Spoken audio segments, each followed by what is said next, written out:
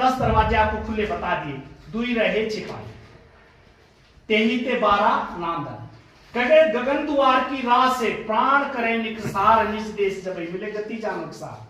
इसके अंदर जो मैं काग का जिक्र कर रहा था, तालू का जिक्र कर रहा था, इसके अंदर एक छोटा गेट होता है, एक बड़ा गेट होता है। जब छोटे गेट से प्राण निकलता है तो उसको देवी देवताओं की योनि प्राप्त होती है। जिस तरह हनुमान जी हैं, ये जितनी भी देवी देवता हमारे हिंदू समाज के अंदर 33 कोटि देवी देवता बताए गए हैं, और मुख्य ब्रह्मांड से प्राण निकल जाता है जब हम अथाह भक्ति करते हैं। तो वो हम सबके बस की बात नहीं है, वो बड़े उच्च महात्माओं की है।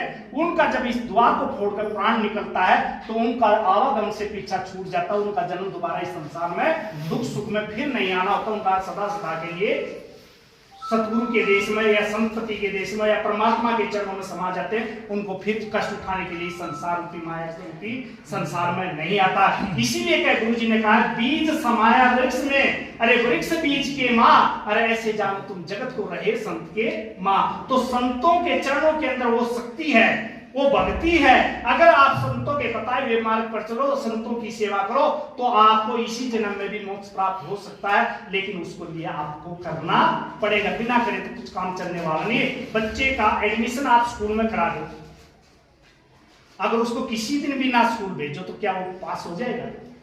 लेकिन हमारी तो हालत क्या है।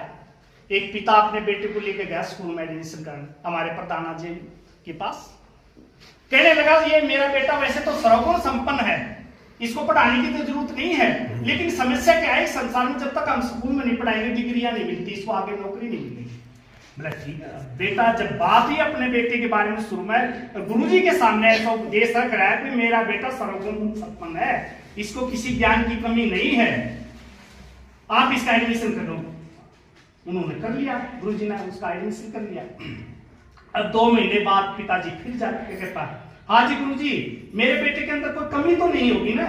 वैसे तो मेरा बेटा अथाह ज्ञानी है, इसके अंदर कोई कमी तो आपको नहीं मिली होगी, मेरे बेटे को 100 के 100% नंबर आए होंगे। कहता है भैया तेरे बेटे को 100 के 100% नंबर तो है, 100 तो नहीं है लेकिन 98 नंबर है, इसके अंदर 2 कमी है। बोले जी 2 कमी क्या है? बोले इसके अंदर खुद की तो अकल है नहीं और मेरी ये मानता है नहीं।